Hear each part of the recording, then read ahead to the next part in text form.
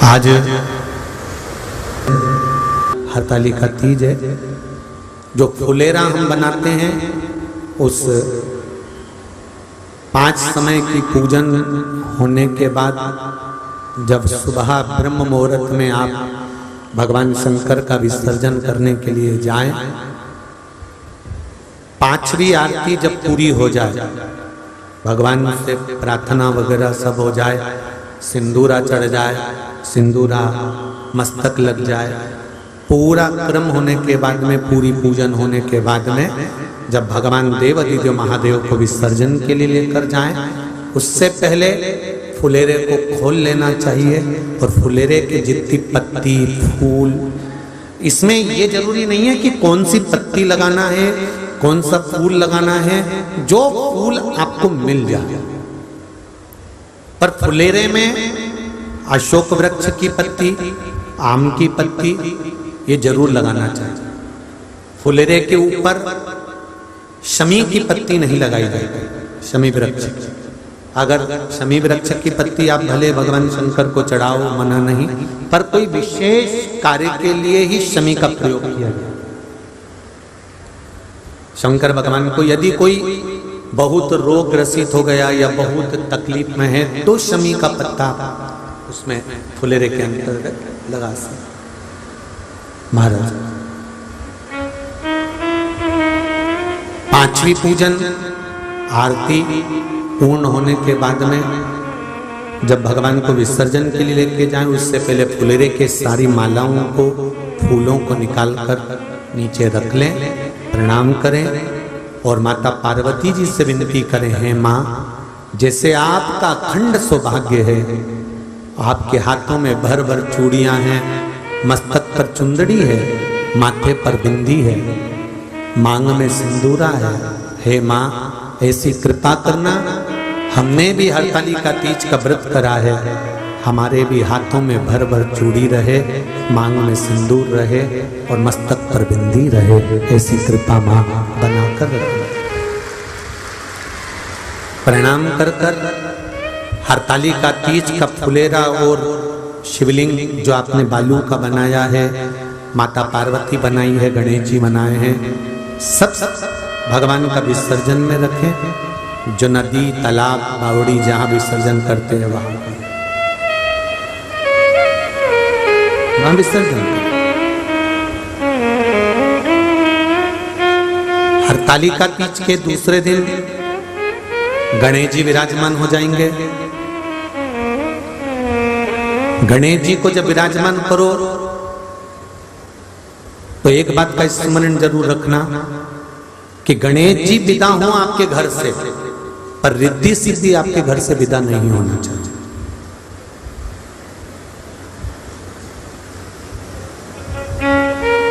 जहां गणेश जी बैठते हैं या तो उनके आसपास में दीवार पर 2 स्वस्तिक बना लो या 2 हल्दी कुंकू की बिंदी रख दो, एक इधर एक इधर। क्या होता है उससे कि गणेश जी तो चले जाएंगे क्योंकि बेटा है वो तो काम के लिए जाएगा, पर बहुएं, रिद्धि और सिद्धि हमारे घर में सदा रहना चाहिए, इसलिए वो 2 बिंदी का होना जरूरी है। जो 1 रुपए कमाते हैं, 1.25 रुपए खर्च होता है, घर में क्लेश रहता है, अशांति रहती है, जरा जरा सी बात में विवाद हो जाता है, जरूर वो गणेश जी के साथ में रिद्धि सिद्धि को भी विदा कर देते होंगे, क्योंकि गणेश जी जाते हैं तो रिद्धि सिद्धि उनके साथ चले जाते हैं। रिद्धि सिद्धि को रोकने के लिए जिस दिन गणेश जी बैठते हैं उस दिन या तो दीवार पर 2 स्वस्तिक बनाए जाते हैं या 2 बिंदी कुंकू और हल्दी की रख दी जाती है, जिससे गणेश जी तो जाएं पर ये बिंदी के रूप में रिद्धि सिद्धि हमारे घर में पूरे वर्ष विराजमान रह जाए। किसी किसी के यहाँ देखा होगा आप लोगों ने, जब दिवाली का पूजन करते हैं, लक्ष्मी पूजन करते हैं, तो सिंदूर से या कुंकू से दीवार पर कुछ लिखते हैं या सातिया बनाते हैं या श्रीम लिख देते हैं, लक्ष्मी प्रसन्न रहे लिख देते हैं, श्री गणेशाय नमः लिख देते हैं, शुभ लाभ लिख देते हैं। उसका कारण क्या है? दुनिया के लोग हंसते हैं कि बताओ दीवार पर सिंदूर से लिख दिया, दीवार पर सिंदूर से पोत दिया, क्यों, किस लिए, क्या कारण है उसका? उसका कारण क्या होता है? उसका केवल एक कारण होता है कि जिस दिन हम लक्ष्मी जी का पूजन पूरा उठा देंगे, 4-5 दिन के पूजन करने के बाद लक्ष्मी जी को उठाकर हम कहीं रख देंगे, या आने वाले समय में लक्ष्मी को हमने भी कहीं उनका निर्माल्य वगैरह फूल पत्ती सब विसर्जन में रख भी दी, पर लक्ष्मी का विसर्जन ना हो जाए, वो लक्ष्मी हमारे यहाँ सदा विराजमान रहे। इसलिए जिस दिन पूजन करते हैं तो सिंदूर या कुंकू से लक्ष्मी की पूजन वाले दिन भी हम सातिया बना देते हैं, जिससे माँ हमारे घर में पूरे वर्ष भर बनी रहे। ये पूजन के नियम है।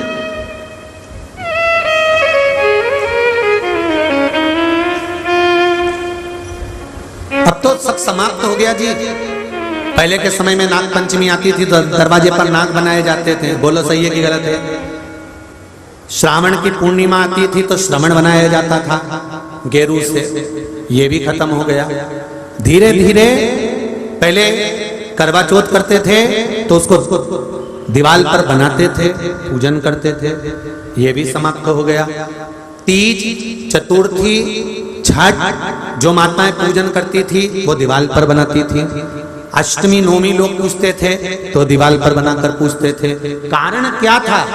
क्यों बनाते थे दीवार के ऊपर? क्यों बनाते थे? क्यों इतना समय लगाती थी माताएं रुई पे पहले बाती लपेटकर फिर उसको धीरे धीरे धीरे धीरे बनाया करती थी? उसका कारण क्या होता था कि साल भर हमने जिसकी आराधना करी है वो माता हमारे यहाँ साल भर विराजमान रहे। भले वो चली गई पर उसका आशीर्वाद इस घर में सदा बना, वर्ष भर रहे। अब दुनिया के लोग हंसने लगे आप लोगों पर, मम्मी क्यों नाटक कर रही है? रहने दो, तुम तो बना बनाया ले आएंगे। कागज आजकल बने बनाए जाते हैं। जो मारवाड़ी लोग पूजन करते हैं उनके कागज बने बनाए जाते हैं। मराठी लोग जो पूजन करते हैं उनके कागज बने बनाए जाते हैं। कुछ नहीं, उन्होंने चिपका दिया। पहले के समय में तो शादी भी होती थी तो शादी के गणेश जी रिद्धि सिद्धि का पाना नहीं आता था, दीवार पर बनाया जाता था। आजकल उसका भी पाना आ गया, चिपका देते हैं, पूजन करी चल खत्म का टेम्परेरी काम चालू हो गया। भगवान ने भी कह दिया तुम भी टेम्परेरी तो हम भी टेम्परेरी, तुम चिंता मत करो, तुम्हारी मर्जी पड़े जैसा। कुछ नियम है हमारे सनातन धर्म के अंतर्गत, उसका पालन करना चाहिए।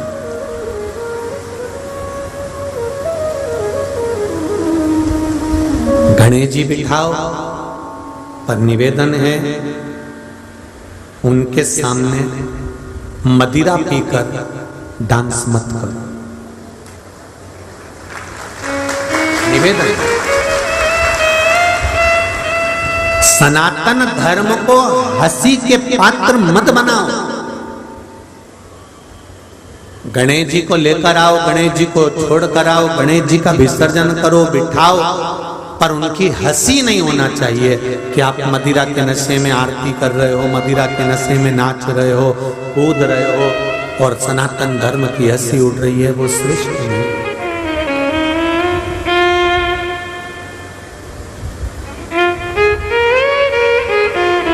हमारे देवता जिनका हम पूजन करें उनके प्रति हमारा विश्वास दृढ़ होना चाहिए।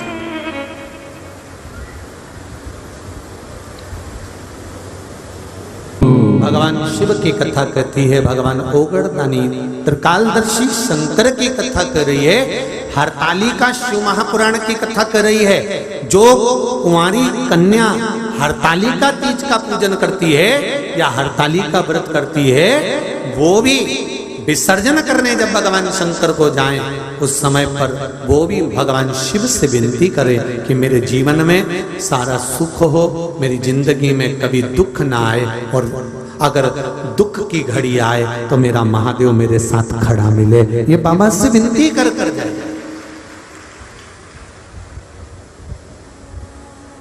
आप हरतालिका तीज का पूजन नहीं करते, आप व्रत नहीं करते, आप हरियाली तीज करते हो, सातुड़ी तीज करते हो, सतवा तीज करते हो, बड़ी तीज छोटी तीज करते हो, गणगौर तीज करते हो, चाहे दुनिया के कितने भी व्रत करते हो, पर शिव महापुराण की कथा, स्कंद पुराण की कथा हरतालिका तीज का महत्व कहता है कि आप व्रत करो ना करो, पर जहां हरतालिका तीज का फुलेरा बंधा हो वहां एक क्षण जाकर दर्शन जरूर करो, क्योंकि भगवान शिव उस दिन अपना जीवन का सर्वस्व सुख लुटाते हैं। जिस माता पार्वती ने तप कर कर कर थक गई थी, बार बार उमा के रूप में, कात्यायनी के रूप में, कुष्मांडा के रूप में, सती के रूप में माता पार्वती जन्म ले लेकर, अवतार ले लेकर थक गई थी। अब पार्वती मैया को दूसरा अवतार नहीं चाहिए था, तो पार्वती जी ने कहा कि ऐसा कोई व्रत मुझे मिल जाए, वो हरतालिका तीज का मिला। उसके बाद पार्वती के ना तो कभी प्राण छूटे और ना पार्वती कभी गई, अजर और अमर बनकर शंकर के साथ पार्वती विराजमान हो गई। अखंडता माता पार्वती की, चूड़े की, चूड़ी की, सिंदूर की रह अखंडता। व्रत करा, हरतालिका का व्रत करा हमने, सोमवार का व्रत करा, मंगलवार का व्रत करा हमने, कहीं पशु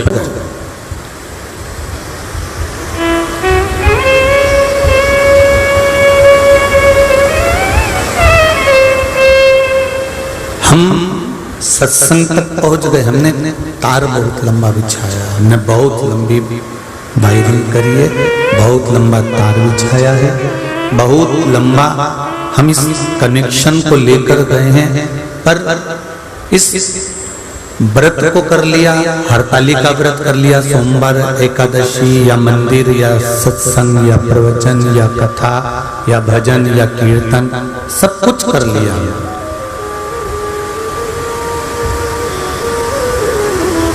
और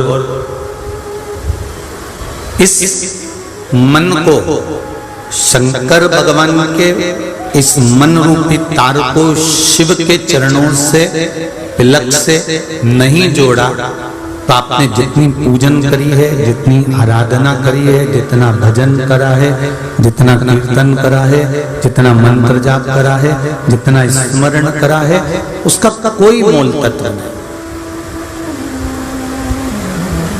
उसकी कोई महत्वता नहीं। अगर भगवान के चरणों में ये मन लग गया है, भगवान के चरणों में ये मन पहुंच गया, भगवान के चरणों में ये मन रम गया, तो समझो कि आपकी जिंदगी सार्थक हो गई।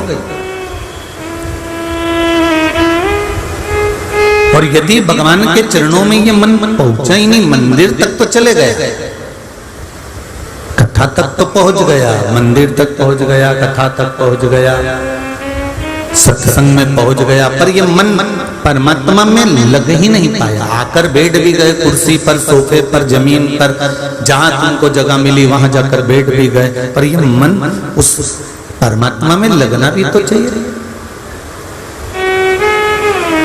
कई लोग कहते हैं गुरुजी हमारा मन नहीं लगता, तो हम उनसे कहते हैं घर में भी तो लगता, और शादी हो जाती तो पत्नी में लगता। बोलो सही है कि गलत है? जब घर में लगता है, शादी होने के बाद पत्नी में मन लगता है, तो फिर परमात्मा में क्यों नहीं लगता? कारण क्या है? भगवान में मन क्यों नहीं लगता था? जब मन घर में लग रहा है, पत्नी में लग रहा है, बच्चों में लग रहा है, मोबाइल में लग रहा है,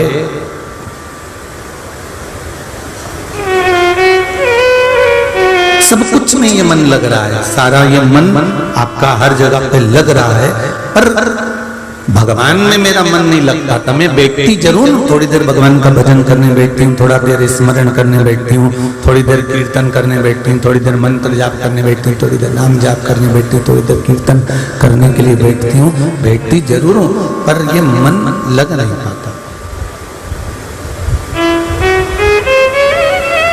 कारण क्या है? उसका एक कारण है सबसे बड़ा, जो आपके मुख पर आता है ना कि मेरा मन नहीं लगता, मेरा मन, मैं मंदिर जाती जब पर मन नहीं लगता, मैं माला लेकर बैठ जाती हूँ, मन नहीं लगता, मेरे थोड़ी देर तो भगवान की पूजन में मन लगता है, पर थोड़ी देर बाद नहीं लगता। मन क्यों नहीं लगता? जो मन परिवार में लग जाता है, जो मन मोबाइल में लग जाता है, जो मन हमारे कुटुंब कबीले में लग जाता है, जो मन हमारी पत्नी में लग जाता है, बच्चों में लग जाता है, वो मन तुम्हारा परमात्मा में क्यों नहीं लग पाता? उसका कारण केवल एक है, पत्नी को तुम अपना समझे हो, बच्चों को तुम अपना समझे हो, परिवार को तुम अपना समझे हो, कुटुंब कबीले को तुम अपना समझे हो। शिव महापुराण की कथा कहती है बस केवल भगवान को तुमने भगवान समझा, अपना नहीं समझा। जिस दिन तुम अपना समझ जाते हो उस दिन तुम्हारा मन उसमें लग जाएगा। हम उस परमात्मा को अपना नहीं समझ पाए हैं।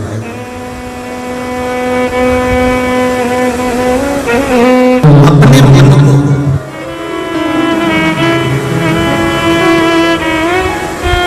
इस चित्त को, इस वृत्ति को, इस मन को यदि हमने भगवान में लगाने का प्रयास किया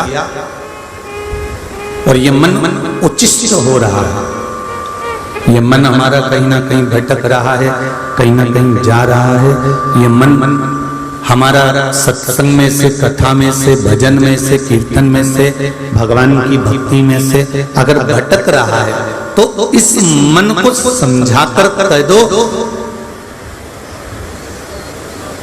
कि हम जिसका भजन कर रहे हैं वो हमारा अपना, और अपने मन को अपन ही समझा सकते हैं। दूसरा यदि आपके मन को समझाएगा तो वो ढाढ़स बनाना है, उसको कहते हैं, इसको समझा रहे हैं, उसको अक्ल दे रहे हैं, उसको विवेक दे रहे हैं, उसको बुद्धि दे रहे हैं, उसके चित्त में ये बात हम भेज रहे हैं। इसको केवल ढाढ़स बनवाना है, इसको मन को समझाना नहीं कहा गया है हमारा।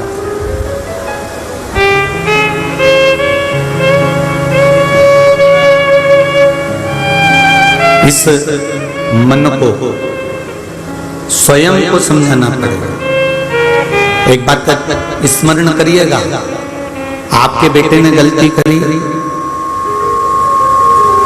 आपका बेटा अगर गलत काम कर रहा है, देवरानी ने या जेठानी ने आपके लड़के में थप्पड़ मारे, जो थप्पड़ मारना चालू करे, या ननंद ने खूब मारा, या देवर ने खूब मारा, या जेठ ने खूब मारा, या पड़ोसियों ने या रिश्तेदारों ने खूब मारा, तुम्हें अच्छा लगेगा?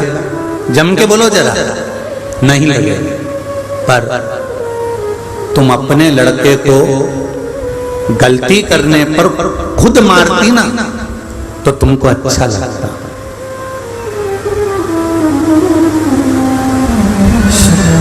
फिर आपको वो ठीक लगता कि मैंने अपने लड़के को मारा, मैंने अपने लड़के की गलती पर उसको डांटा, मैंने अपने लड़के की गलती पर उसको समझाया, मैंने अपने लड़के की गलती पर उसको दंड दिया। ये आपके मन में थोड़ा सा आनंद की अनुभूति हो जाती कि मैंने उस गलती की सजा उसको दे दी।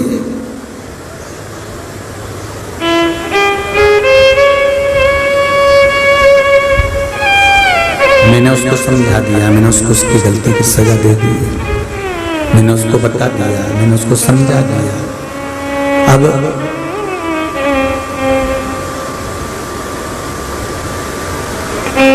दूसरा यदि आपके लड़के को मार रहा है, दूसरा आपके लड़के को डांट रहा है, दूसरा आपके बच्चों को अपशब्द कह रहा है तो आपको अच्छा नहीं लगेगा। पर गलती पर यदि आप अपने बच्चों को कहोगे, आप अपने बच्चे को समझाओगे तो वो बच्चा समझेगा भी, जानेगा भी, और अगली बार वो गलती नहीं करेगा। उसी तरह आपके मन को कोई दूसरा समझाए, अरे इस मन को लगाया करो, भगवान का भजन करा करो, क्यों रोते रहते हो, क्यों दुख मनाते रहते हो, क्या करोगे अब दुख मना के, तकलीफ तो जो लिखी है ललाट पर भाग्य में वो तो होना ही है। ये दूसरा व्यक्ति तुमको समझा सकता है, दूसरा व्यक्ति तुम्हारे मन को बोल सकता है, दूसरा व्यक्ति तुम्हारे बच्चे को मार सकता है, डांट सकता है, डपट सकता है, पर उसके डांटने से, उसके मारने से तुम्हारा बच्चा सतमार्ग पर नहीं चलेगा। तुम्हारा बच्चा सतमार्ग पर जब चलेगा जब माँ खुद उस बच्चे को डांटेगी, पिता खुद उस बच्चे को डांटेगा या मारेगा। उसी तरह हमारे मन को दूसरा कुछ कहेगा तो हम भगवान का भजन करेंगे, वो बात दूसरी है। हमारे मन को हमें खुद परमात्मा के चरणारविंद तक लेकर जाना पड़ेगा, भगवान के चरणों तक लेकर जाना पड़ेगा, अपने मन को खुद संभालना पड़ेगा।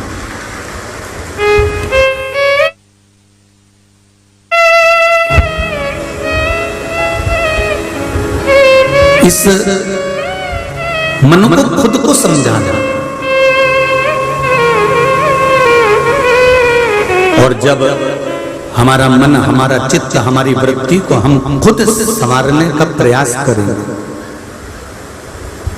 हमारे मन को जब हम खुद सुधारने का प्रयास करेंगे, हमारे मन को हम खुद संवारने का जब प्रयास करेंगे, तो ये निश्चित है ये मन फिर परमात्मा तक जाएगा जरूर। इस मन को जितना समझाने का प्रयास करोगे, इस मन को जितना संभालने का प्रयास करोगे, ये दूसरे अगर इसको संभालेंगे, दूसरे अगर इसको संवारेंगे तो ये उचित हो जाएगा। पर हम खुद इस मन को अगर संवारेंगे तो ये मन संवर जाएगा।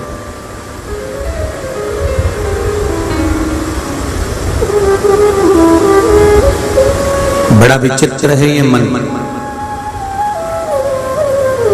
अपनों को छोड़कर ये मन दूसरी जगह जरा जल्दी चले जाता है। बहुत ध्यान देना इस कथा पर। आज विराम दिवस की कथा है, आपके जीवन की सार्थकता बनाने वाली है, आपके जीवन को आनंदित करने वाली है। ये मन अपनों को छोड़कर दूसरी जगह जरूर चले जाता है। जैसे एक बकरी के पीछे 6-7 कुत्ते बकरी के पीछे पड़े, बकरी बहुत परेशान है।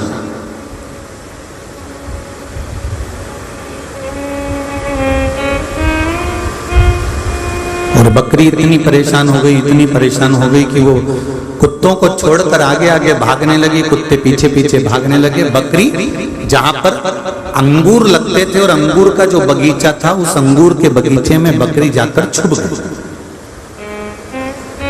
अब इतने घने अंगूर के बगीचे में बकरी जब छुप जाती है तो वो बकरी कुत्तों को दिखाई नहीं देती।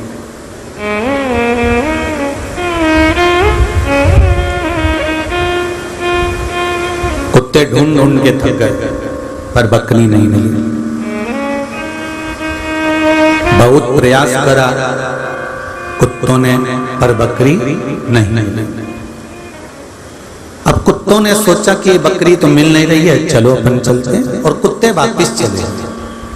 बाद में आकर देखेंगे कि ये बकरी है कहाँ, बाद में आकर ढूंढेंगे कि बकरी गई कहाँ, बाद में आकर देखा जाएगा। कुत्ते चले गए, बकरी छुपी बैठी थी। अब बकरी की तो आदत है कि जो अंगूर की झाड़ियों में बकरी छुपी हुई थी, उसने सोचा चलो अब थोड़ा पेट भर लिया जाए, और अंगूर की झाड़ियों को बकरी ने खाना चालू करा। खाते खाते खाते खाते बकरी ने पूरे अंगूर की झाड़ियों को खा लिया। जिस अंगूर की झाड़ी ने बकरी की रक्षा कर रही थी, जो अंगूर की झाड़ी बकरी को छुपा कर रखी थी, उस अंगूर की झाड़ियों को बकरी ने खाया। खाते से ही झाड़ियां हटी, हटते से ही कुत्तों को मालूम पड़ा कि बकरी वो छुपी है, और कुत्तों ने आक्रमण कर दिया और उस बकरी को समाप्त कर। अब इस कथा को जरा देखिएगा, इस दृष्टांत को जरा देखिएगा, इस बात को जरा समझिएगा कि जैसे बकरी अंगूर की झाड़ियों में छुपी हुई है, उसी तरह हम भी हमारे सनातन धर्म के अंदर छुपे हुए हैं।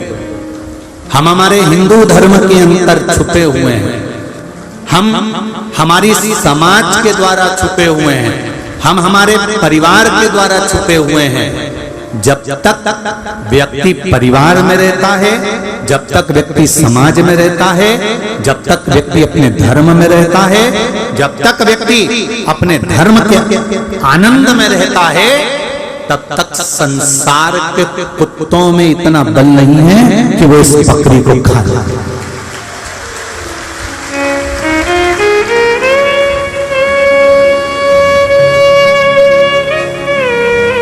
आप अपने धर्म में रह रहे हैं, आप सनातन धर्म में रह रहे हैं, आप अपने परिवार में रह रहे हैं, आप अपने समाज में रह रहे हैं, आप अपने कुटुंब में, आप अपने परिवार में रह रहे हैं। उस परिवार में अगर रह रहे हो तो विचार करना कि जब तक हम परिवार में रह रहे हैं, जब तक हम समाज में रह रहे हैं, जब तक हम हमारे धर्म में रह रहे हैं, जब तक हम हमारे कुल में रह रहे हैं, हमारे परिवार के साथ रह रहे हैं, तब तक आपका बाल बांका नहीं हो सकता। वो तो जब समाज में रहकर, परिवार में रहकर, अपने धर्म में रहकर लोग अपने ही धर्म की बुराई करते हैं, अपने ही समाज की बुराई करते हैं, अपने ही परिवार की बुराई करते हैं और उसको धीरे धीरे धीरे धीरे नोचना, खरोचना, काटना चालू करते हैं, तब बकरी का जैसे शिकार होता है और कुत्ते उसको खा जाते हैं, ऐसा तुमको भी कोई निपटा कर चला जाता है, तुमको भी निपटा जाता है।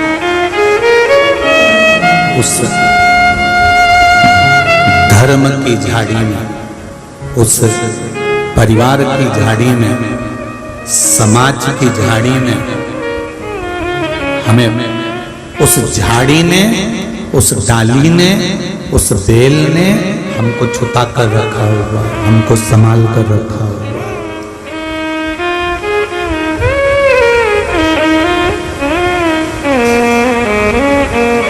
बहुत ध्यान देना आप।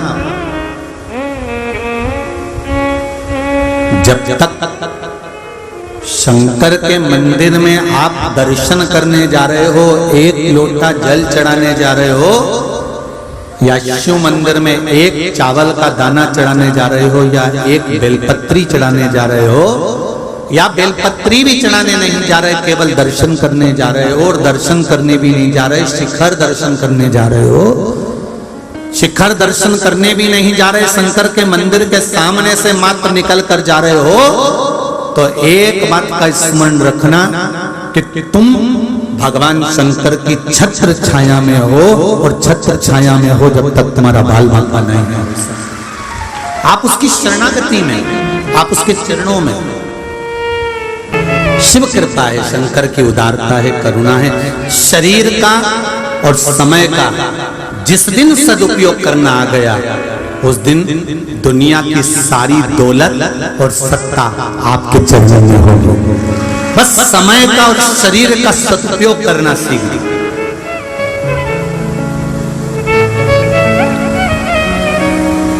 सारे गलत काम करता है तो ये शरीर करता है।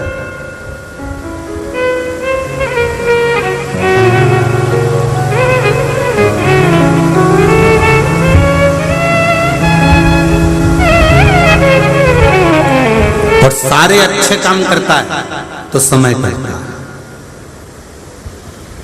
कई लोग अकड़ में आकर कह देते हैं मेरे साथ में 200 लोगों की टीम है गुरुजी।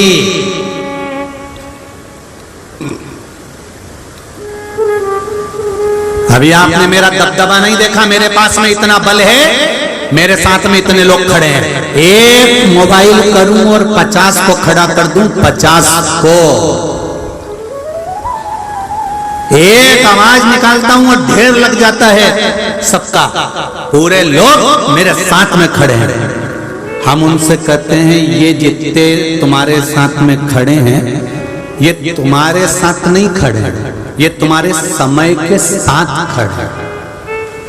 समय अच्छा है इसलिए ढेर खड़े हैं। समय बेकार आए तो तू आवाज लगा दे, मोबाइल लगा दे, एक आ जाए तो बता। एक दिन कोई काम आ गया और तुम कोई कारण से फंस गए, कहीं थाने में जाकर खड़े हो गए, कोई वकील के पास पहुंच गए, और तुमने दुनिया भर के अपने रिश्तेदारों को फोन लगा के तो बोलो, अपने रिश्तेदारों को एक बार बोलो तो सही कि आओ मुझे बचाओ, आओ मुझे छुड़ाओ। एक नहीं आएगा। जब समय अच्छा होता है तो दुनिया तुम्हारे साथ में होती है, जब समय बेकार होता है कोई तुम्हारे साथ में नहीं। अपने भीतर के अहंकार को निकाल दो कि सब मेरे साथ है, तुम्हारे साथ नहीं, तुम्हारे समय के साथ है। तुम्हारे साथ तो कोई भी नहीं है। ये भी जब दुख की घड़ी आएगी कोई नहीं आएगा, वेंटिलेटर में पड़ा रहेगा, मुंह पे मास्क ऑक्सीजन का लगा रहेगा, मशीन टू टू टू टू करके चलती रहेगी और परिवार वाले महामृत्युंजय का पाठ करते रहेंगे। तेरा साथ देगा उस वेंटिलेटर पर, उस ऑक्सीजन की मशीन पर, उस पलंग पर अगर कोई साथ देगा तो जितने रिश्तेदार सब आएंगे अंतिम समय में, कोई साथ देने नहीं आएगा। बस साथ देगा तो तूने जो एक लोटा पानी शंकर भगवान को चढ़ाया है वो तेरा साथ देने के लिए आया। जो तूने एक बेलपत्र चढ़ाई, एक चावल का दाना चढ़ाया है वो तेरा साथ देने के लिए आएगा। तूने जो शिव महापुराण की कथा हिंगोली में सुनी है, आस्था चैनल पर सुनी है, फेसबुक यूट्यूब पर श्रवण करी है, वो कथा जो तूने सुनी है वो एक पल के लिए, एक घड़ी के लिए तेरे पास आएगी जरूर। आई कोई आए ना आए, कोई जाने ना जाने, पर तुम्हें आना पड़ेगा। एक पत्र आया देखिए,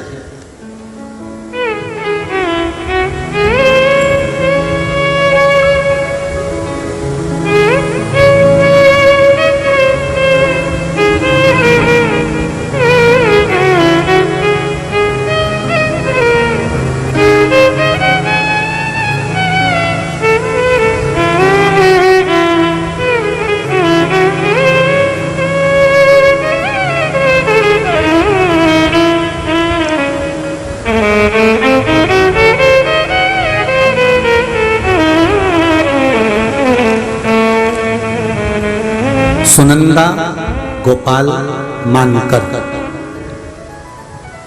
पातूर तहसील, जिला अकोला, महाराष्ट्र, गांव सस्ती। कहीं बैठी हो तो हाथ हिलाइएगा। आप ही हैं, दोनों हाथ हिला दो एक बार। श्री शिवाय नमस्ते। बाबा,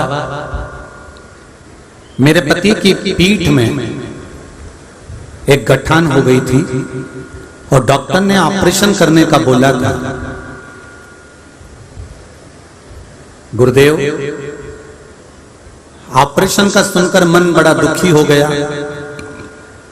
तब शिव कथा सुनती थी, आपके बताए हुए रुद्राक्ष के जल पिलाने वाला उपाय सुना और एक रुद्राक्ष में लेकर आई बाबा के धाम से, उसको गलाया, शिव जी को चढ़ाया।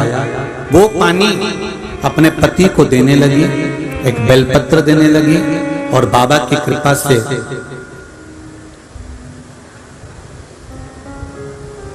उनके जो गठान थी पीठ पर, वो गठान पूरी तरह गल गई और डॉक्टर को दिखाया तो कब ऑपरेशन की जरूरत नहीं है।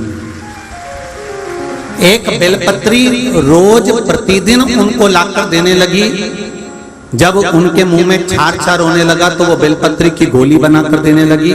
बाबा की कृपा से जो शुगर थी उनको, और शुगर इतनी थी कि दवाइयां लेना पड़ती थी, पर बाबा की कृपा से शुगर की 2 गोलियां खाते थे, पर बाबा की कृपा से वो भी गोलियां बंद हो गई। ये शिव की कृपा है। बैठिए बहन। हर हर महादेव। श्री शिवाय नमस्ते।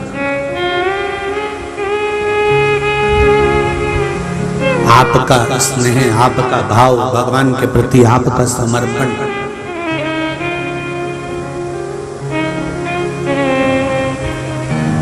आप हृदय से अगर पुकार रहे हो, आप हृदय से उसको कह रहे हो, आप हृदय से अगर उसकी प्रार्थना कर रहे हो, हृदय से आप उसको निवेदन कर रहे हो, तो उसका फल मिलता जरूर।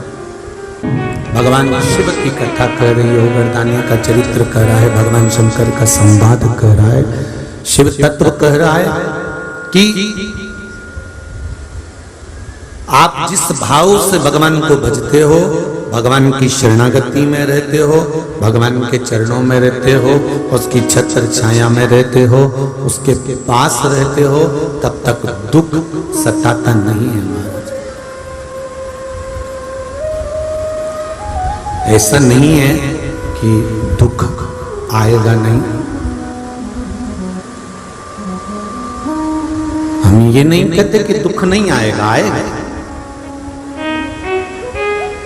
मानव का जो शरीर मिला है वो दो कारणों से मिला है, एक भगवान का भजन करने के लिए और एक अपने कर्म को भोगने के लिए। तो दुख तो आएगा, पर उस दुख में आपको मालूम ना पड़ता है कि मुझे दुख मिला है। जैसे रोटी बनाते समय आटे में थोड़ा सा नमक डाल दिया जाता है तो स्वाद आता रहता है।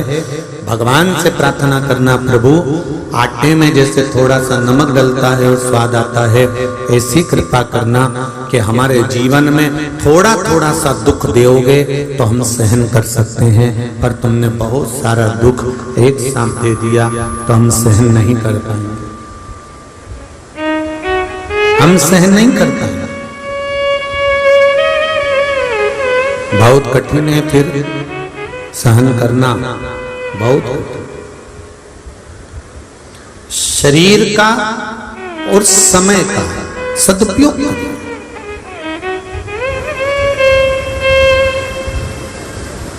केवल भोग और विलास में लगाने के लिए, केवल भोग और विलास में इस शरीर को डुबाने के लिए शरीर नहीं मिला।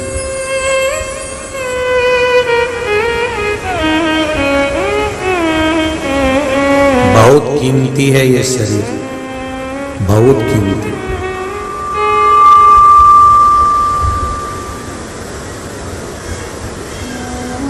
जिनके असली दांत चले जाते हैं और नकली दांत लगाते हैं, उनसे पूछना कि असली में ज्यादा आनंद आता था रोटी खाने में कि नकली में ज्यादा आता? उनसे पूछना। जिनका असली घुटना बेकार हो जाता है और डॉक्टर नकली लगा देते हैं, उनसे पूछना असली में ज्यादा चलने में आनंद आता था कि नकली में?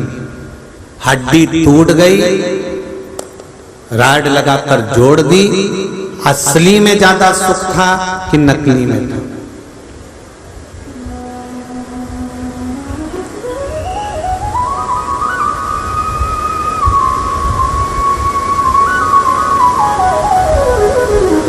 जिनके बाल चले जाएं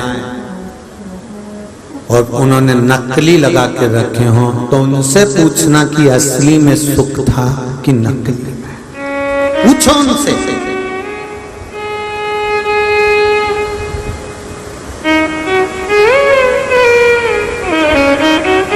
जो परमात्मा ने देकर भेजा है हमको किडनी, लीवर, नेत्र, मुख, श्रवण शक्ति, हाथ, पैर, शरीर, जो परमात्मा ने बनाकर भेजा है वो करोड़ों करोड़ों का बनाकर भेजा है। हम अगर इस शरीर को गवा देते हैं, उसको व्यर्थ में नष्ट कर देते हैं, तब ये शरीर जब हॉस्पिटल में पड़ा रहता है तब समझ में आता है कि एक किडनी, एक लीवर, एक आंख, कान, दांत की क्या कीमत होती है। अजामिल के प्राण छूटने का समय आया। अजामिल अपना लड़का, अपना पुत्र नारायण को बुलाने वाला था, पर वो नारायण नहीं आया और नारायण का नाम लिया तो वो नारायण आ गया। लिखा है ना भागवत जी में, नारायण का नाम लिया और वो नारायण आ गया। ये नारायण नहीं आया पर वो नारायण आ गया। उसी तरह हम ड्राइवर कोई भी हो, चलाने वाला कोई भी हो, हमारे मुख से हम करें भोले चल, तू लेकर चल मुझे हिंगोली, तू लेकर चल मुझे यहाँ पर, तू लेकर चल मुझे अकोला, तू लेकर चल मुझे पूना, तो भोला ही लेकर जाएगा। शरीर में रोग आ गया, बीमारी आ गई, बहुत दुख आ गया और दूसरे डॉक्टर को दिखाने के लिए जा रहे हो तो भी बाबा को कहकर चलो, बाबा चलिए। एक बेलपत्री शंकर जी पे चढ़ा, साथ में चलना। और मुझे विश्वास है कि इनकी सारी जांच होगी, एक भी जांच में कुछ नहीं आना चाहिए, क्योंकि तू लेकर जा रहा है और तू ही लेकर आए। आप उसको कहो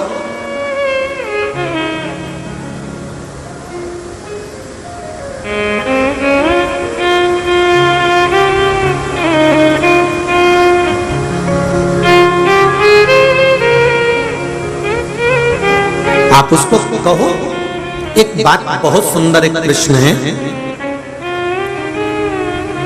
किसी ने प्रश्न किया था कि गुरुजी हम रहते हिंगोली में हैं और कई बार हम ऑपरेशन के लिए या किसी चीज के लिए हम औरंगाबाद जाते हैं या पूना जाते हैं या मुंबई जाते हैं,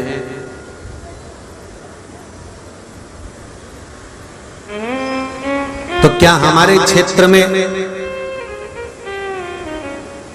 अच्छे डॉक्टर नहीं है क्या, जो हम लोग इधर उधर जाते हैं? अब उसका निर्णय आप अच्छे से समझ लेना। हिंगोली के डॉक्टर भी अच्छे हैं, पूना के डॉक्टर भी अच्छे हैं, और जहां तुम रहते हो वहां के सब डॉक्टर अच्छे हैं। फिर हम दूसरे डॉक्टर के पास क्यों जाते हैं अपने गांव का छोड़कर? हम बड़े डॉक्टर को ढूंढते हुए मुंबई पहुंच जाते हैं, हैदराबाद पहुंच जाते हैं, यहां पहुंच जाते हैं, वहां पहुंच जाते हैं, हमारा इलाज वहां चालू होता है, वहां हमारा ऑपरेशन होता है। उसका कारण क्या है? हमने कहा ये कारण केवल इतना सा है, ये तो गरुड़ पुराण में भी लिखा है कि तुमने किसी को कष्ट दिया है, तुमने किसी को पिन चुभाई है, तो वो एक ना एक दिन तुमको पिन चुभाएगा जरूर, चाहे इस जन्म में चुभाए चाहे अगले जन्म में चुभाए, वो चुभाएगा जरूर। अब ढूंढते ढूंढते तुम डॉक्टर के पास पहुंच गए, मुंबई, पूना, हैदराबाद, तो क्यों उसी डॉक्टर के पास क्यों पहुंचे? कारण क्या था? उसका कारण निकालना। पूर्व समय में तुमने जरूर इसका कुछ बिगाड़ा होगा, इसलिए ऑपरेशन थिएटर में उसने भी तुमको काट काट के अपना हिसाब पूरा करा है। भले वो अच्छा कर रहा है, भले वो ठीक कर रहा है, भले वो आपका इलाज कर रहा है, भले वो आपको श्रेष्ठ बना रहा है, क्योंकि कोई डॉक्टर आपको मरने की गोली नहीं देगा, भले आप कितने भी सड़ रहे होगे, आपको बचाने की ही गोली देगा, क्योंकि डॉक्टर भी परमात्मा का एक स्वरूप होता है। भले शरीर सड़ रहा होगा, सारे घर के लोग कह रहे होंगे कि मर जाए तो अच्छा, प्राण छूट जाए तो अच्छा, बहुत बीमार है, बहुत बूढ़ा है, बहुत बड़ा है, सड़ रहा है, अब तो भगवान इसको उठा ले। पर डॉक्टर जब जब देखने आएगा, डॉक्टर कभी मरने की दवाई नहीं देगा, ना गोली देगा। डॉक्टर देख रहा है कि सड़ रहा है, डॉक्टर देख रहा है कि गल रहा है, डॉक्टर देख रहा है कि ये बेकार हो चुका है, अब इसका अंतिम समय है, तो भी डॉक्टर उसको बचाने की ही दवाई देगा, मारने की नहीं देगा, क्योंकि वो भगवान का एक स्वरूप बताया गया है, वो मारने की नहीं देगा। जिसका हृदय चित्त परमात्मा में लगा है, वो कभी मरने की दवाई नहीं देगा, वो कभी आपको लूटने का नहीं सोचेगा। वो तो सर्वे भवन्तु सुखी, वो सबको सुखी देखना।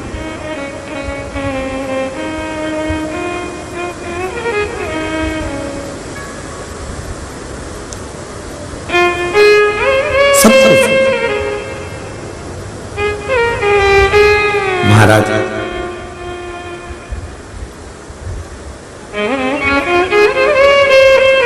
आप सड़ रहे हो, आप गल रहे हो, आप बेकार हो रहे हो, फिर भी वो मरने का नहीं सोचेगा। वो सोचेगा थोड़ा सा ये वाली दवाई देके देख लो, आराम लग सकता है, लो ये वाली ले लो।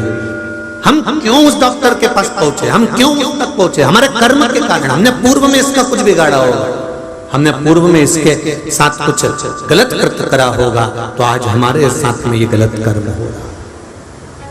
भगवान शिव से अपने दिल की बात, अपने हृदय की बात भगवान देवाधिदेव महादेव से आप कहेंगे अपने भाव के साथ, शिव महापुराण के मूल मंत्र के साथ।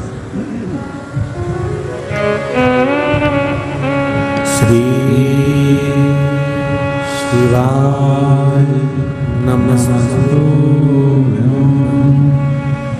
श्री शिवाय नमस्तुभ्यं। श्री शिवाय नमस्तुभ्यं। श्री शिवाय नमस्तुभ्यं। श्री शिवाय नमस्तुभ्यं। भगवान शिव की कथा कर रही है। शरीर समय इन दोनों के सदुपयोग को पहचानो, इन दोनों के सदुपयोग को पहचानो और जब शरीर और समय के सदुपयोग को जान गए तो जीवन की सार्थकता। जैसे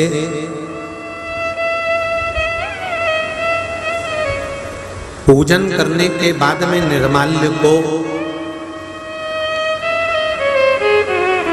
श्रेष्ठ नदी में, तालाब में विसर्जन कर दिया जाता है। और यदि वही निर्माल्य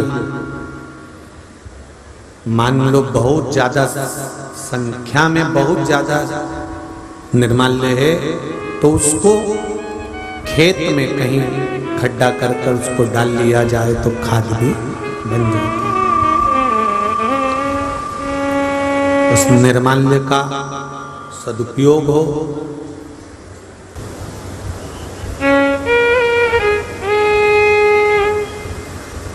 संपूर्ण भरोसा, विश्वास, पूरी शिव महापुराण की कथा विश्वास की है, संपूर्ण कथा। इसमें विश्वास के सिवा कुछ एक पत्र आया है, देखिए।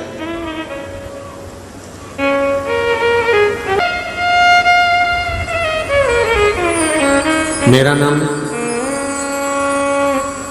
गायत्री शर्मा है। मैं उमरखेड़ जिला यवतमाल से आई हूँ। कहीं बैठी हो तो हाथ हिलाइएगा, जहाँ कहीं भी बैठी हो हाथ हिलाइएगा, दोनों हाथ ऊपर कर कर हिलाइएगा।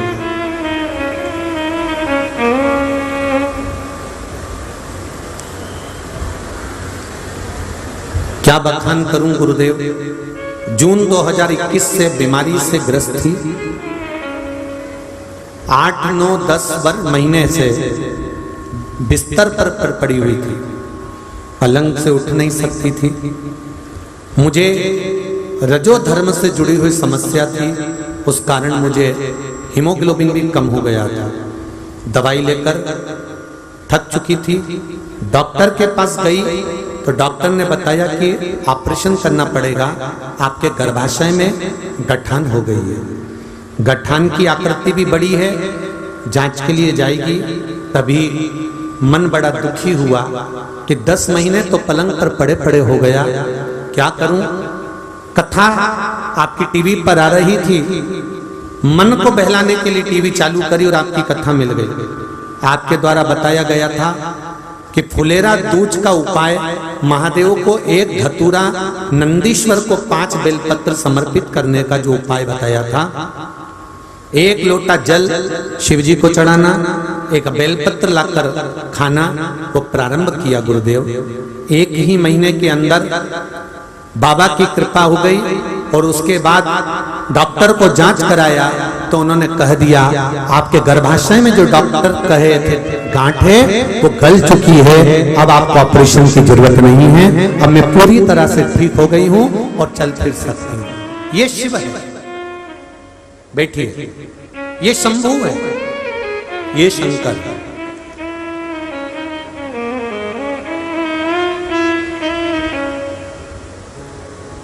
हम एक निवेदन करना चाहेंगे आप लोगों से, बेलपत्री का प्रयोग खाने में जब आपको तकलीफ रहे तब उसको खाइए, रोज रोज प्रतिदिन नहीं खाइए।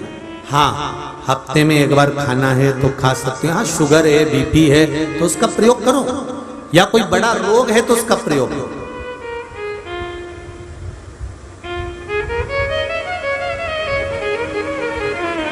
प्रतिदिन भगवान शंकर का आश्रित रहकर, कोई बड़ा रोग आ गया तब आप भगवान से कहो, भगवान मुझे औषधि दे दीजिए, आपकी एक बेलपत्र लेकर जा रही हूं, इसको अमृत कर दीजिए। बाबा करेगा, भगवान से कहकर जाओगे वो कर। आप उससे निवेदन करेंगे, सुनेंगे। महाराज शिव कथा कह रहे हैं, जो फुलेरा हमने ऊपर बांधा है उस फुलेरे में माला किसी भी फूल की लगाएं, पत्तियां कोई सी भी लगाएं, और शिव जी की आराधना कर कर सुबह जब विसर्जन करें, आरती पूजन हो जाए, सिंदूरा चढ़ जाए, माता का सब पूजन शिव जी का पूर्ण हो जाए, तब आखिरी में फुलेरे को उतारें। जब शिव का विसर्जन करें तो उसी फुलेरे के फूल पत्ती को विसर्जन करें, डलिया को नहीं। डंडे या बांस की जो तुमने चौकोर बनाई या गोल बनाई उसका विसर्जन नहीं करना है। किस चीज का विसर्जन करना है? जो माला लगाई है, जो फूल लगाए हैं, जो पत्तियां लगाई हैं, उसको फुलेरे में से निकाल लेना है, उस फूल का, उन पत्तियों का विसर्जन करना। डलिया का, जो डलिया रहती है या जिसके ऊपर तुमने बांधा है, डंडी हो या बांस हो या बांबू हो, उसका विसर्जन नहीं करना। केवल फूल और पत्ती को निकाल कर फुलेरे में से शिव जी के साथ उसका विसर्जन, निवेदन कर।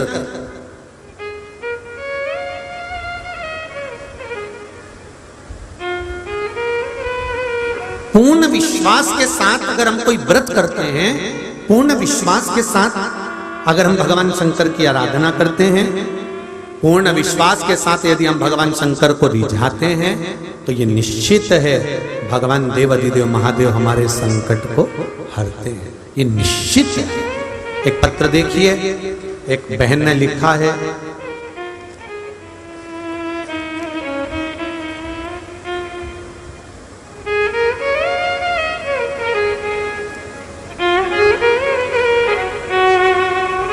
सो राजश्री अजय दायमा धुलिया से, महाराष्ट्र धुलिया से हूँ गुरुदेव। मेरे बाबा ने मुझे क्या नहीं दिया, मैं क्या बताऊं गुरुजी। मेरी बेटी की शादी को 4 साल हो गए थे, उनको 2 बार मिसकैरेज हो गया था। डॉक्टर ने बोला कि अब चांस ना लें और शायद अब इनको संतान नहीं रहेगी, उसका सुख नहीं। मैंने बेटी के साथ पिछले साल की सावन महीने की, जो आपने पार्थिव शिवलिंग का पूजन कराया था, टीवी के सामने बैठकर करा, और मैंने आंकड़े की जड़ का भी प्रयोग प्रारंभ करवाया। डॉक्टर भले मना कर दिए, पर बाबा की कृपा ऐसी थी, जो सावन महीने की शिवरात्रि का पूजन आपने कराया था, उस पूजन से मेरी बेटी का गर्भ ठेर गया, और बाबा की कृपा से उसकी गोदी में एक बेटी का जन्म हुआ। जहां डॉक्टर ने हाथ टेक दिए थे, वहां देवाधिदेव महादेव ने मुझे दिया। बाबा, एक चमत्कार और बाबा का कहना चाहती हूँ गुरुदेव। हिंगोली की कथा मेरे लिए जिंदगी भर नहीं भूलने वाली कथा है गुरुदेव। मैं और मेरी बहन दोनों में कई सालों से विवाद चल रहा था। हम लोग आपस में बातचीत नहीं करते थे, कभी फोन नहीं करते थे, कभी मिलते जुलते नहीं थे गुरुदेव। कई सालों से ये क्रम चलता आया, पर इतनी नाराजगी थी कि हम एक दूसरे का मुख भी नहीं देखते थे गुरुदेव। पर बाबा का क्या वर्णन करूं। मैं हिंगोली में कथा सुनने आई, और कथा सुनकर मैं जा रही थी, और मेरी बहन ने मुझे देख लिया और मुझे गले लगा लिया। गुरुदेव, मैं धन्यवाद देती हूँ बाबा को कि आज सालों से जो विवाद चल रहा था वो समाप्त हो गया, और गिले शिकवे भूल कर हिंगोली की शिव पुराण में हम दोनों बहनों का मेल करा दिया। ये बाबा की कृपा, ये शिव कृपा, ये शंकर की करुणा। महाराज बैठिए बैठिए। श्री शिवाय नमस्तुभ्यं भगवान शिव की आराधना, भगवान शिव की कृपा, करुणा। अपने त्योहारों को, अपने पूजन पाठ को, अपनी भक्ति को दिखावे से दूर रखो।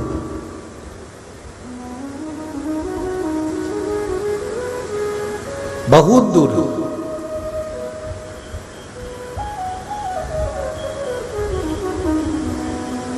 आप घर में कैसे भी कपड़े पहनो चले रहे, पर जिस दिन आपके घर में तीज का व्रत हो, चतुर्थी का व्रत हो, या आपका सास ने जो व्रत बताया है, या आपके घर में माँ जो व्रत बताई है, जो घर के बुजुर्ग जिस व्रत को करते चले आ रहे हैं, उस व्रत को यदि आप कर रहे हो तो सिर पे पल्लू होना चाहिए। उसका कारण केवल एक है, जो कुर्म पुराण में और गर्ग संहिता में लिखा हुआ है कि पूजन करते समय हमारे सिर पर एक छोटा सा, हम ये भी नहीं करे कि तुम इतना लंबा घूंघट डाल लो, और कह भी देंगे तो तुम कोई डालने वाले तो हो नहीं।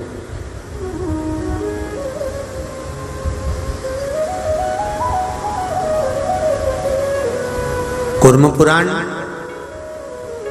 गर्ग संहिता, शिव पुराण वर्णन करती है, देवी भागवत वर्णन करती है कि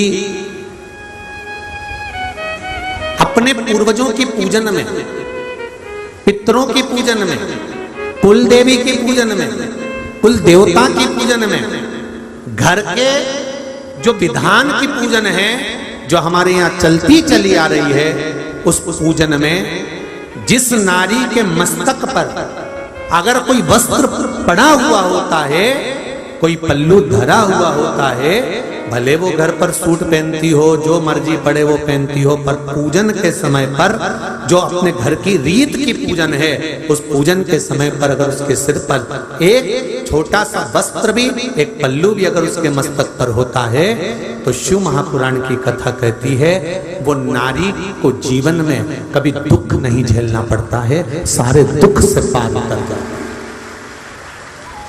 अब इसका प्रमाण क्या है महाराज?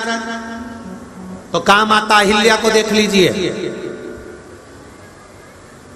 जनाबाई को देख लीजिए, मुक्ताबाई को देख लीजिए, कर्माबाई को देख लीजिए, मीराबाई को देख लीजिए।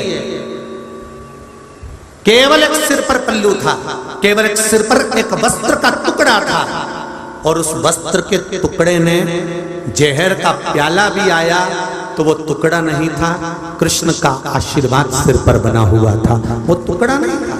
आप अपने घर में कैसे भी रहते होगे, कैसे भी कपड़े पहनते होगे, कैसे भी सूट पहनते होगे, आप रुपट्टा लेते होगे, सूट पहनते होगे, आप जो पहनो मना नहीं है, पर जिस समय हमारे घर में पितरों की पूजन हो, कुल देवी देवता की पूजन हो, या कोई एक क्रम पूजन का चला आ रहा है, उस पूजन में सिर पर छोटा सा भी एक क्षण के लिए पल्लू रखा जाए, एक क्षण के लिए, ज्यादा भी नहीं, थोड़ा ही रखा जाए, तो समझ लो कि जीवन में कहीं अगर दुख आकर खड़ा भी हो गया तो उससे निपटा जा सकता है। कोई दूसरा नहीं, घर की नारी ही निपट सकती,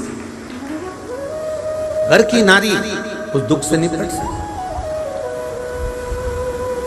उसकी मूलता, उसकी महत्वता हम जानते। क्या महत्वता हमारे जीवन में एक पल्लू की होती है, ये कुर्म पुराण कहती है, ये स्कंद पुराण कहती है, ये देवी भागवत कहती है। शिव महापुराण की कथा कहती है, हरतालिका शिव महापुराण की कथा जो यहाँ चल रही है, उससे एक चीज का स्मरण कर कर जाना कि हमारे जीवन में अगर थोड़ा सा भी दुख आए तो शंकर भगवान पर विश्वास जागृत कर कर, भरोसा रख कर एक लोटा जल शिव को चढ़ाना प्रारंभ कर देना। महाराज आगे 12 ज्योतिर्लिंग का चरित्र तुमरुका जी चंचुला देवी को श्रवण करा रहे हैं। महाराज भगवान शिव कहते हैं कि हे तुमरुका जी, आप जो चंचुला देवी को कथा सुना रहे हैं, इसमें 12 ज्योतिर्लिंग की कथा का स्मरण कराएं, वो कथा जो हमारे जीवन को सार्थक करने वाली है, उस कथा का रसतत्व ग्रहण करें।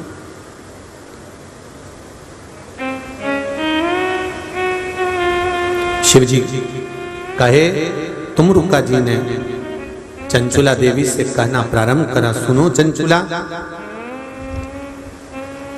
प्रथम सोमनाथ जी का वर्णन किया और सोमनाथ जी का वर्णन कर कर कहा, चंचुला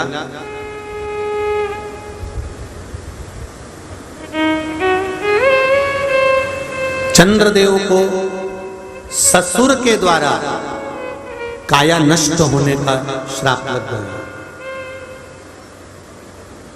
अब देखिए कितनी सुंदर बात है, एक जमाई को श्राप लगा है कि चंद्र तेरी काया बेकार होगी,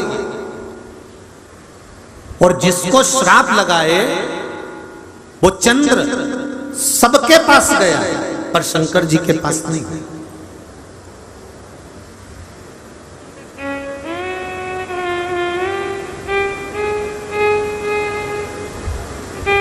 बहुत आस थी,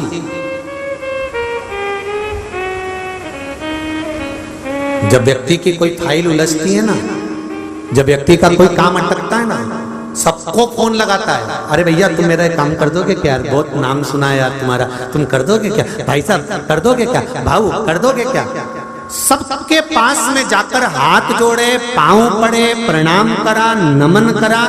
कल कथा में कहा था, अगर एक के आगे झुक गए, शंकर के आगे झुक गए, मेरे राम के आगे, मेरे शिव के आगे, मेरे भोले के आगे झुक गए, तो मेरा भोलेनाथ तुमको दुनिया के आगे झुकने नहीं देगा, ये निश्चित है, वो झुकने नहीं देगा। मेरा शंभू आपको झुकने नहीं दे सकता, पर हमारी आदत क्या है, पहले दुनिया के आगे हाथ पसार लेते हैं, पहले दुनिया के आगे जाकर कह देते हैं, जब कहीं से काम नहीं होता तब अपनी पत्नी से कहते हैं मैं बड़ा परेशान चल रहा हूं, बहुत टेंशन में है। पत्नी बोलती काय को टेंशन लेते हो, एक लोटा जल सारी समस्या का हल, चलो मेरे साथ अपन शंकर जी के मंदिर चलते हैं, मैंने कथा में सुना है ऐसा करने से ऐसा होता है, चलो मेरे साथ।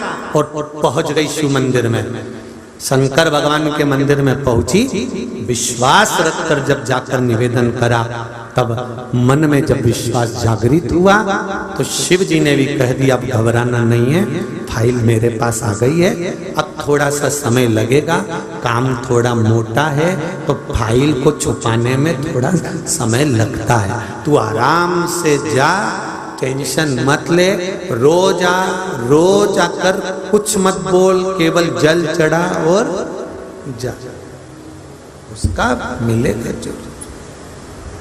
हम उसके सहारे पर जिए, हम उसके भरोसे पर जिए, हम उसके बल पर जिए, हमारा कुछ भी ना रहे। फिर वो कैसे रखे, किस तरह से रखे, वो जाने। चंद्रदेव सब दूर घूमी आए, आखिरी में शंकर भगवान के पास गए। आखिरी में शर्म आ रही थी चंद्रदेव को कि मैं कैसे जाऊं शंकर जी के सामने।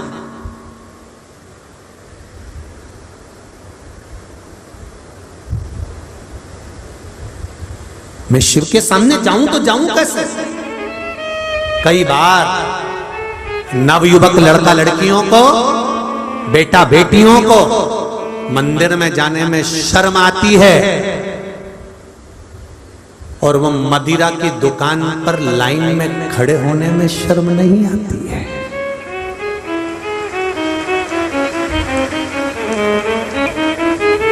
वहां खड़े हैं, कांच लगा हुआ है, इतना सा आला, इतनी सी जगह, और उनमें भी ऐसे भिखारी जैसे हाथ डाल के दे दे भैया, 500 का नोट भी दे, 1000 का नोट भी दे, 2000 भी दे,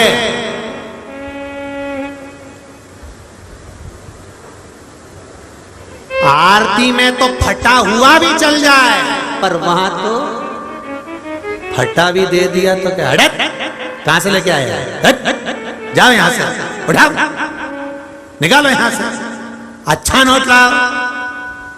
भले फिर वो गाड़ी बेचे चाहे घर बेचे, और फिर अच्छा नोट लाके दिया, मेरी सेंसाई हिंद बन के बोतल को बाजू छुपा के ऐसा चला कि सारी दुनिया को इसने अपने मुट्ठी में कर लिया। केवल एक नली का पानी, गटर का सड़ा हुआ पानी जिसमें कीड़े पड़ रहे थे, उसको छान कर भरा है और उसको पीने में गौरव महसूस कर रहा। गौरव। और मंदिर गए और चरणामत दिया तो इससे इन्फेक्शन तो नहीं होगा। मंदिर में चरणामत दिया तो पढ़ी लिखी बेटियां और बेटे कहते इससे इन्फेक्शन तो नहीं होगा। और जो नाली का पानी पीगा उससे इन्फेक्शन हो गया, उससे नहीं हो गया। और चरणामत लेने में इन्फेक्शन हो रहा है, धोख लगाने में कपड़ा खराब हो रहा है, और पी के पड़ा रोड पे। जिंदगी नरक कपड़न से डरते हैं और नरक पड़न से नहीं।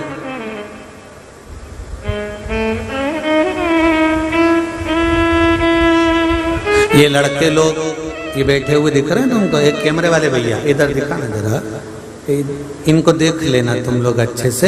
ये रोज सफेद कुर्ता पजामा जैकेट पहने। तो एक जैकेट वाले से हमने पूछ लिया, क्यों रे 7 दिन हो गए कुर्ता पजामा पहनते पहनते, 7 जोड़ सिलवाए थे क्या? तो किन्नी गुरुजी 1 जोड़ सिलवाया है। अच्छा, तो फिर ये गंदा नहीं हुआ? तो क्या हो जाता है, पर रात को जाके धो के सुखा के फिर दूसरे दिन पहन लेते हैं। चतुरता देखिए, विद्वत्ता देखिए इन बेटों की। गंदा हो गया, रात को जाकर धोया, सुखाया, प्रेस करी, फिर वापिस पहन लिया। शिव महापुराण भी यही कहती है, इसको गंदा मत होने दो।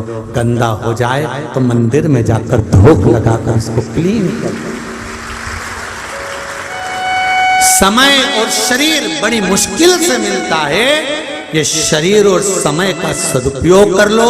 मंदिर में जाने से गौरव महसूस करो, शर्म नहीं, अपना आनंद महसूस करो। माताएं, बहुएं, बेटियां, भाई, तुम कलेक्टर बन जाओ, एसपी बन जाओ, तुम्हारा पद कितना भी ऊंचा हो, पर मंदिर में जाकर तुम्हें गौरव सा महसूस होना चाहिए। ये नहीं कि हम इतने बड़े पद पर बैठे हैं तो मंदिर कैसे जाएं। हम मंदिर में जाएंगे तो लोग क्या कहेंगे, हम मंदिर जाएंगे तो लोग क्या कहेंगे। जब भारत का प्रधानमंत्री केदारनाथ और काशी जाकर अभिषेक कर सकता है तो तुम क्या लगते हो?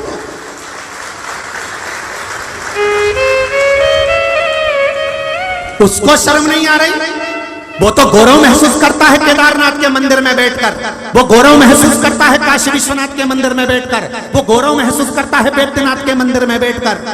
कितने औहदे पर जिसके आसपास हजारों लाखों लोग गार्ड चल रहे हैं, बंदूकें चल रही है, प्रशासन चल रहा है। दुनिया देखे तो देखे, आग लगे बस्ती में, अपन रहो मस्ती में। वो शिव की भक्ति में लगे। और तुम तो अभी सीए की पढ़ाई कर रहे हो, इंजीनियर की पढ़ाई कर रहे हो, डॉक्टर की पढ़ाई कर रहे हो, अभी तो मात्र पढ़ाई कर रहे हो तो इतने अप टू डेट हो गए कि झुकने में भी ऐसा लग रहा है। और वो इतनी बड़ी कुर्सी पे बैठने के बाद पसार कर जल चढ़ा रहा है, त्रिपुंड लगा रहा है।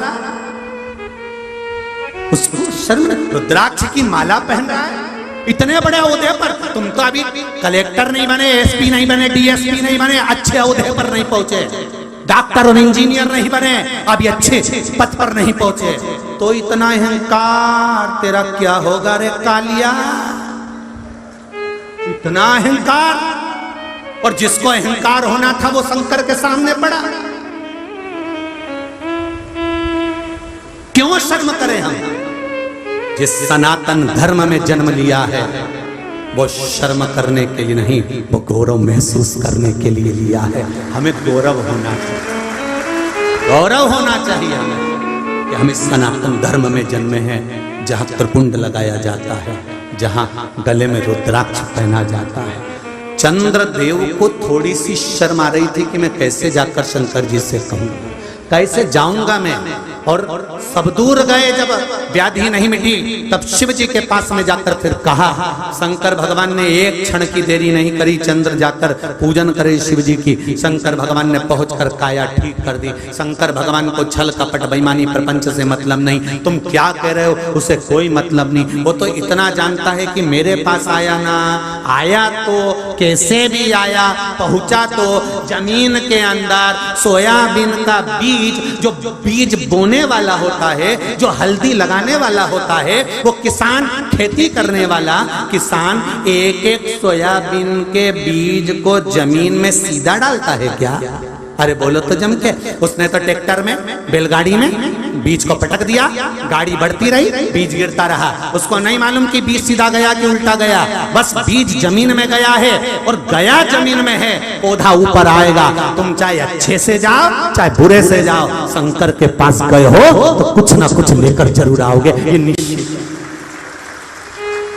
बीज अच्छा था कि बुरा था उससे मतलब नहीं है, कैसा गया, सीधा गया कि उल्टा गया उससे मतलब नहीं है। वहां तो केवल भक्ति का, भाव का, आनंद का खेल है कि आप पहुंचे शिव के द्वार, कैसे भी पहुंचे, पहुंच जाओ।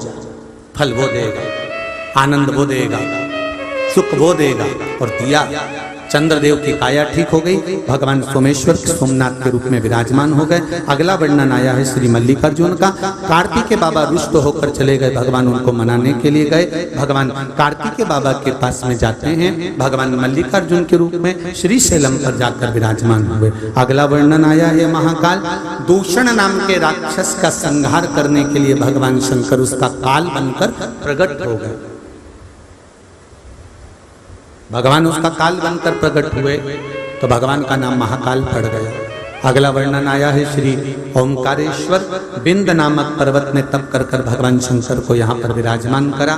फिर वर्णन आया है श्री केदारनाथ। नर नारायण ने तप कर कर भगवान शिव को विराजमान किया है। अगला वर्णन आता है भीमा शंकर। कुंभकर्ण की धर्म पत्नी करकटी, करकटी का पुत्र था भीम, जिसको मालूम पड़ा कि मेरे पिता मेरे ताऊ को देवताओं ने मारा, देवताओं के मंदिर तुड़वा दिए। भगवान शंकर ने प्रकट होकर भीम का संहार करा, शिव जी का नाम भीमा शंकर पड़ गया। अगला वर्णन आया है काशी विश्वनाथ। मनु शत्रुपा ने तप कर कर भगवान शिव को विराजमान करा। अगला वर्णन आया है त्र्यंबकेश्वर। गौतम बाबा पर गौ हत्या का दोष लगा, ब्रह्मा विष्णु महेश ने आकर गौ हत्या के दोष से मुक्त करा, भगवान त्र्यंबकेश्वर के रूप में विराजमान हुए। फिर अगला वर्णन आया है वैद्यनाथ। रावण भगवान शिव को लेकर चला, लघु शंका रखने पर जमीन पर भगवान को रखा, भूमि पर भगवान वैद्यनाथ के रूप में विराजमान हो गए। अगला वर्णन आया है नागेश्वर। दारुक नाम के राक्षस का संहार भगवान ने किया और भगवान नागेश्वर के रूप में विराजमान हुए। फिर अगला वर्णन आया है रामेश्वरम। भगवान राम लंका जाते समय भगवान शिव की स्थापना करे, भगवान रामेश्वर के रूप में विराजमान हुए। फिर वर्णन है कृष्णेश्वर। सुधर्म नाम के ब्राह्मण की दो धर्म पत्नी है, सुदेहा और भूष्मा। भूष्मा को संतान हुई, सुदेहा को संतान नहीं थी। भूष्मा ने अपनी औलाद सुदेहा को दे दी, सुदेहा ने पाल पोस कर उसको बड़ा करा। बहू आ गई, बहू को मालूम पड़ा कि मेरी असली सास तो भूष्मा है, सुदेहा को पूछना बंद कर दिया। तब सुदेहा को क्रोध आया, अपने पुत्र के तलवार से टुकड़े कर कर कपड़े में बांध कर तालाब में पटक आई। घोषमा का नियम था, शंकर भगवान के पार्थिव शिवलिंग का निर्माण कर कर पूजन करने जाती थी। पूजन करने चली, पूजन कर कर विसर्जन करने चली। मन में आया मैंने अपने बेटे का बहुत दिनों से दर्शन नहीं किया। जैसे ही शिवलिंग का विसर्जन करा, बेटा तैरते हुए बाहर आ गया। बाहर आते ही भगवान शिव ने दर्शन दिया। मरे हुए पुत्र, एक हफ्ते का जो मरा था वो जीवित हो बाहर आया। महाराज भगवान शिव कृष्णेश्वर के रूप में विराजमान हुए। ऐसे 12 ज्योतिर्लिंग का स्मरण कराया। तुमुरुका जी ने चंचुला देवी को जब 12 ज्योतिर्लिंग की पूर्ण कथा सुनाई, तब उसका पति प्रेत योनि से छूट गया और देव योनि को पाकर शंकर भगवान का गण बनकर विराजमान हो गया। शिव महापुराण की कथा कहती है, शंकर भगवान ने तुमरुका जी से कहा, तुमरुका जी आपने मुझे 7 दिन तक कथा श्रवण कराई है,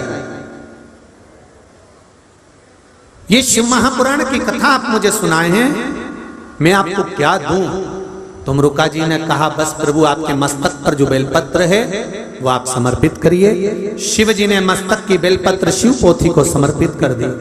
भगवान देवाधिदेव महादेव ने कहा, तुम रुका जी, 6 दिन तक जो बेलपत्र शिव पोथी की रहेगी वो औषधि का कार्य करेगी। इसलिए 6 दिन तक जो बेलपत्र रहती है वो खाने से रोग, बीमारी, कमर, हाथ पैर, किडनी, लीवर, कैंसर में उसका फर्क पड़ जाता है। और 7वें दिन की जो बेलपत्र है वो कुबेर का भंडार भरने वाली होगी। भगवान शिव ने अपने मस्तक की बेलपत्र शिव पोथी को समर्पित कर दी। भगवान शंकर उस बेलपत्र को समर्पित कर कर तुमुरुक्का जी को आनंद के साथ वर देकर भगवान शंकर आशीर्वाद देकर जाते हैं। तुम आप जो तीज करते हो, हरियाली करो चाहे सातुड़ी करो, उस तीज की महत्वता क्या है, इस हिंगोली की शिव महापुराण की कथा में अपने को समझना है कि उसकी मूल तत्वता, उसकी महत्वता है क्या, उसका महत्व क्या है।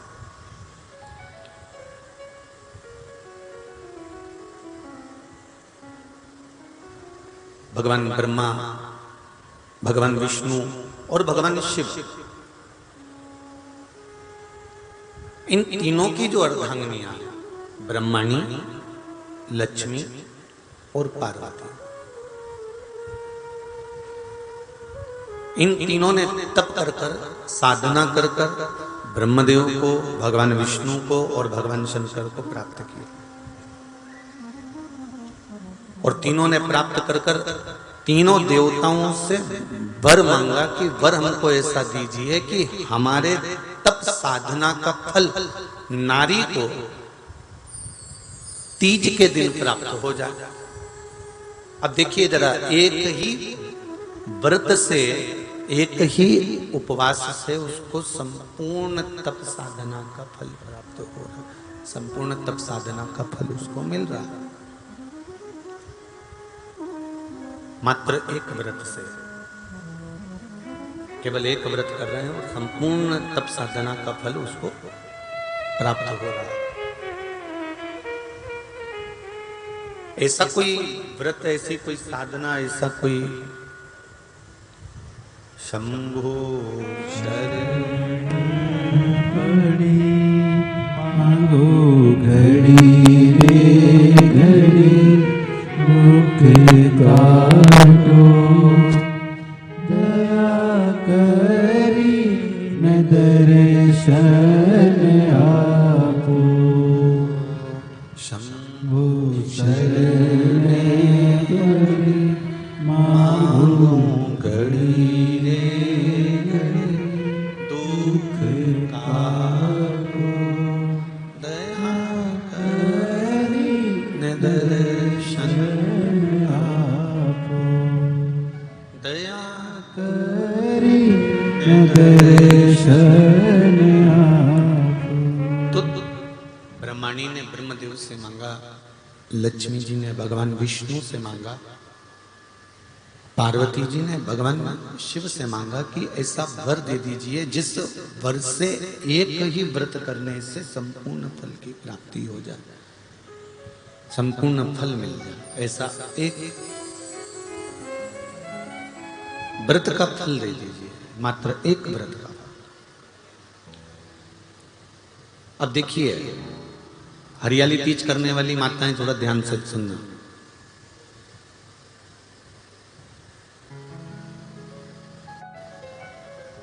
हरियाली तीज जब माताएं करती हैं तो एक हरियाली तीज, एक गणगौर की तीज, ये 2 तीज के व्रत ऐसे होते हैं जिसमें जब माताएं करती हैं तो उस समय पर उमा, ब्रह्मणी और लक्ष्मी,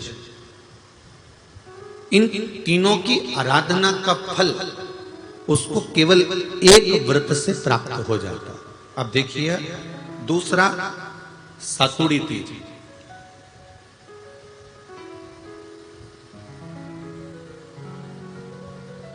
इसमें उमा और महेश्वर, उमा और महेश, ब्रह्मणी और लक्ष्मी, इन 4 के व्रत तप का फल एक साथ सातुड़ी तीज के दिन प्राप्त हो जाता। अब एक आती है हरतालिका तीज। आप लोग करते हो हरतालिका? यहाँ लोग करते कि नहीं करते? करते हैं यहाँ पे हरतालिका? कौन कौन करता है? जरा हाथ उठाओ तो जरा। अरे सभी करते हो, रखो रखो, बहुत बढ़िया, बहुत अच्छी बात। एक आती है हरतालिका तीज।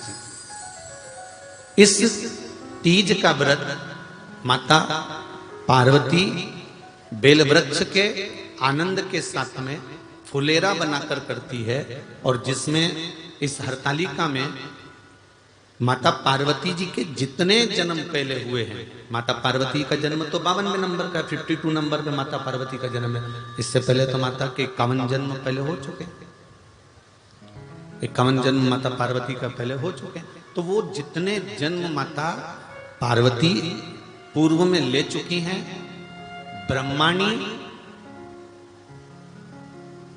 जितनी बार ब्रह्मदेव के साथ में विराजमान हो चुकी हैं, इंद्राणी जितनी बार इंद्र के साथ विराजमान हो चुकी हैं, और लक्ष्मी चाहे वो राधा के रूप में हो, चाहे वो रुक्मणी के रूप में हो, चाहे वो सतभामा के रूप में हो, चाहे वो यमुना के रूप में हो, चाहे वो गंगा के रूप में हो, जितनी बार माता लक्ष्मी ने रूप धारण करे हैं वो सब रूप में, और माता पार्वती अपने सारे रूप में, ब्रह्माणी अपने सारे रूप में, लक्ष्मी अपने सारे रूप में इस हरतालिका तीज के व्रत को करने के लिए आतुर रहती हैं। और इस व्रत को कर एक दिन में ही संपूर्ण विश्व का जितना तप है, साधना है, उपवास है, सबका फल एक साथ एकत्रित कर लेती हैं केवल एक व्रत में, हरतालिका तीज। अब एक बात ध्यान से सुनिएगा, सारे व्रत, आपका अगर स्वास्थ्य खराब हो गया तो आप व्रत छोड़ सकते हो। जितने भी व्रत आप लोग कर रहे हैं पूर्व के, सोमवार, मंगलवार, एकादशी, छठ, पंचमी, चतुर्थी, अगर आपका स्वास्थ्य खराब है तो आप उस व्रत को छोड़ सकते हो, सारे व्रत को छोड़ सकते हो। पर तीज का जो व्रत होता है, हरतालिका जो व्रत होता है, ये व्रत एक बार लेने के बाद जब प्राण छूटते हैं तभी ये व्रत समाप्त होता है, अन्यथा बीच में ये व्रत समाप्त नहीं है। ये व्रत समाप्त होता ही नहीं है। अगर शरीर से नहीं बनता कि अब हमारी अवस्था हो गई, अब शरीर से नहीं बन रहा है, तो भले एक पहर की पूजन कर कर, एक पहर का नियम धारण कर कर, एक पहर का स्मरण कर कर, एक पहर का पूजन व्रत धारण करो, और उसके बाद में भले आप थोड़ा सा जो भी आपको लेना है वो कर लो, पर इस व्रत को करना ही पड़ता है। इस व्रत का नियम ही यही है। आप में से कई माताएं ऐसी बैठी